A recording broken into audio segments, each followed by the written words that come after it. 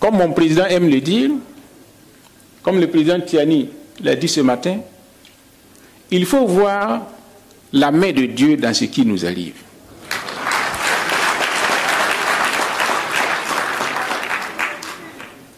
Dieu sait utiliser le mauvais pour une bonne cause.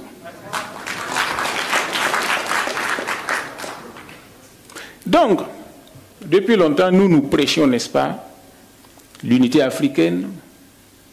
Et comme j'ai eu à le dire, j'avais déjà dit que ces trois pays-là doivent commencer à aller ensemble. Donc, le Premier ministre est témoin. Les gens m'avaient dit que trois pays pauvres, comment ils peuvent se mettre ensemble, que pourquoi ne pas aller vers le Ghana, vers la Côte d'Ivoire. J'ai dit non. Ceux qui peuvent aller ensemble et rester ensemble, c'est ceux qui sont à peu près du même niveau économique, qui ont la même culture, qui ont les mêmes habitudes vestimentaires, alimentaires. Donc c'est ça qui peut constituer le socle d'une union d'États. Et quand vous regardez le Mali, le Niger et le Burkina Faso, c'est la même culture, c'est les mêmes habitudes alimentaires, c'est le même niveau de développement. Il n'y a pas un État qui peut prétendre à un impérialisme sur l'autre et vice-versa. Donc ce serait un pied d'égalité et en fonction de nos intérêts que nous allons discuter. Voilà pourquoi j'avais toujours pressenti que ces pays-là devaient être ensemble.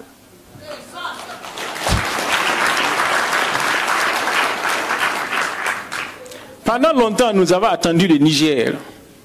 Et enfin, le Niger est venu.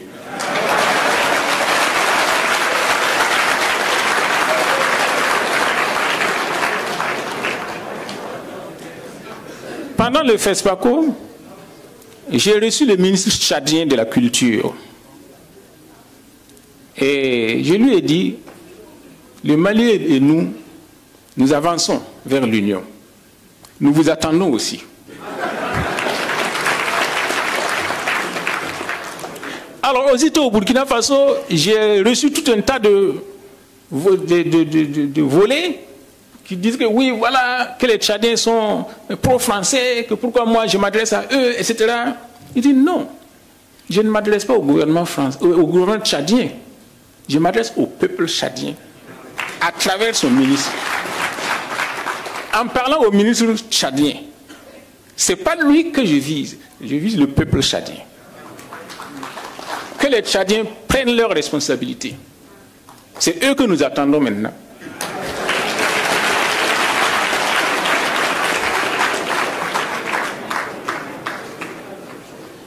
Et donc, ce que je vais vous dire maintenant, c'est quoi? C'est que chez nous, au Burkina Faso, nous sommes en train de réfléchir sur la nouvelle constitution. Notre première constitution, celle de 1959, le premier président est venu avec ça de Paris dans sa poche.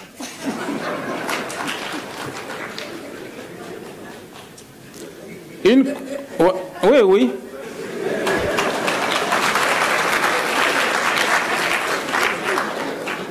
Une constitution rédigée par Michel Debré. La constitution qui prévalait sous Blaise Compaoré a été finalisée par Edmond Jouve, un professeur français. Et on nous amène ça comme notre constitution au Burkina Faso. Comment voulez-vous que ça marche?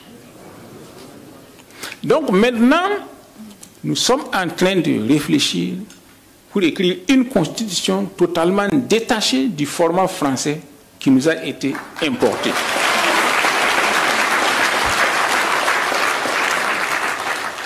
Nous allons lancer de grands débats. Demander au peuple à la base, comment voulez-vous être gouverné? Voulez-vous un roi? Un président? une présidence tournante, que voulez-vous? Ce sera au peuple de nous dire comment ils veulent être gouvernés. Mais nous ne voulons plus calquer les constitutions françaises qui sont presque les mêmes dans l'Afrique francophone. Comme j'ai eu à le dire, la démocratie est née à Athènes, en Grèce. Et chaque pays occidental actuel a pris exemple sur ça pour l'adapter à son contexte. Pourquoi ils ne veulent pas que nous adaptions aussi la démocratie à notre contexte? Si notre peuple dit « nous voulons être gouvernés par un militaire », pourquoi nous allons le refuser?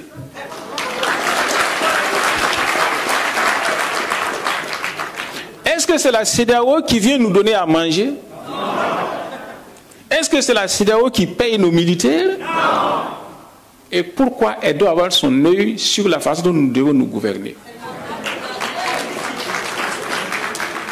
Comme j'ai eu à le dire, depuis 2012 que nous sommes confrontés au terrorisme, quelle a été la contribution de la CEDEAO dans chacun de nos pays?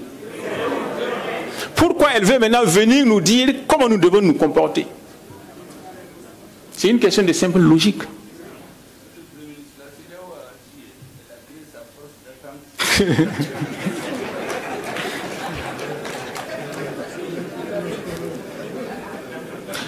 Donc, il ne faut plus qu'on se laisse divertir. Nous ne nous laissons plus divertir. C'est à nous de prendre notre destin en main. Et ce que dit la CEDEAO et ses maîtres ne nous concerne pas. Nous avons déjà, nous qui sommes ici, nous avons déjà fait une partie de notre parcours. Nous ne nous battons plus pour nous-mêmes. Nous nous battons pour la postérité.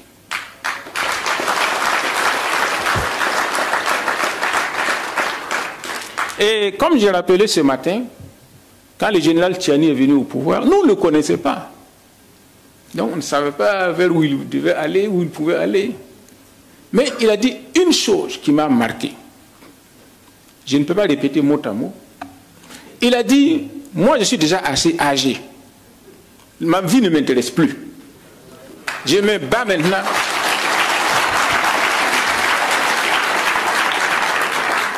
Je me bats maintenant pour mon pays. Ça, je me suis dit, voilà un homme.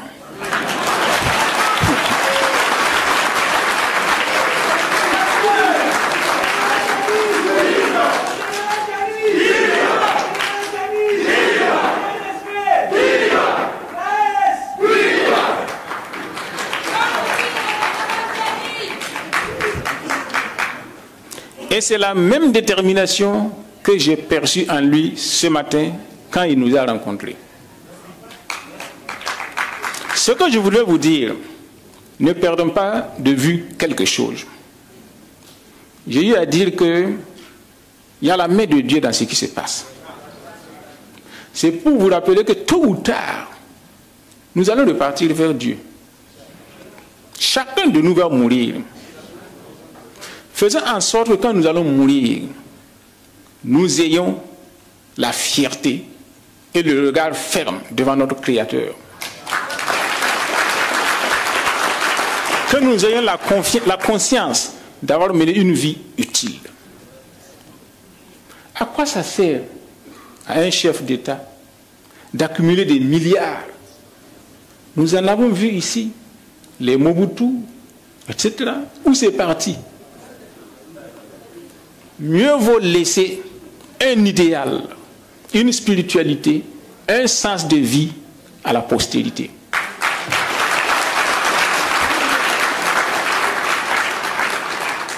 Notre président Thomas Sankara a été sauvagement assassiné. Il n'a rien laissé. Il n'a rien laissé. Ah, ok.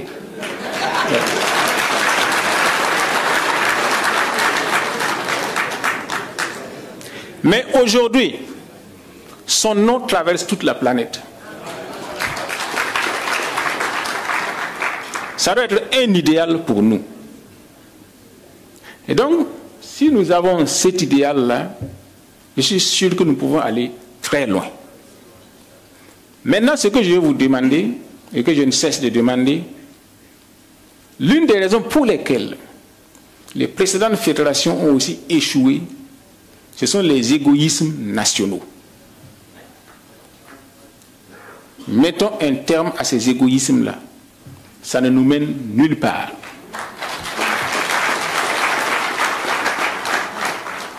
C'est ça qui a construit l'Amérique.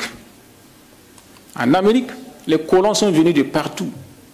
Des Allemands, des Anglais, des Italiens. Mais ils se sont dit tous, nous avons la même destinée. Et ils ont construit leur pays. Donc à partir de maintenant, disons-nous, que tu sois du Mali, que tu sois du Niger ou du Burkina, nous avons la même destinée. On y va ensemble.